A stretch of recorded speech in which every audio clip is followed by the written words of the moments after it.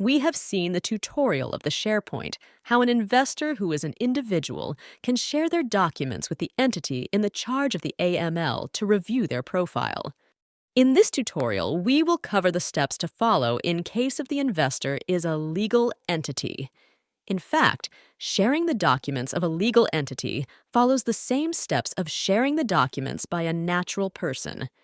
However, the legal entity is required to set up the related parties in the Entities Stakeholders section under the Settings list from the relevant entity dashboard.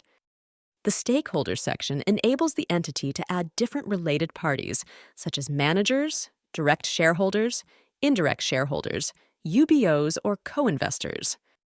It's important to note that any of these parties can be an entity that uses the platform to administer its business, or they could be merely dummy entities that have been added only for the identification purpose of the main entity they relate to.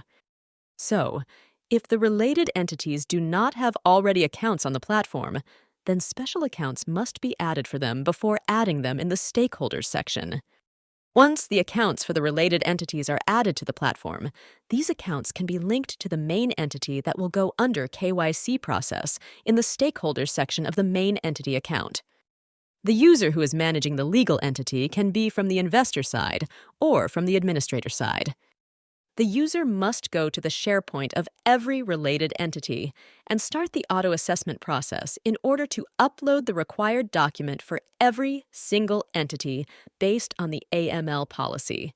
However, it's not required to share the documents with the entity in charge of AML, as it's the case for the main entity, because once the main entity shares its documents with the administrator will be viewed the documents that belong to the related entity with the nature of the relation.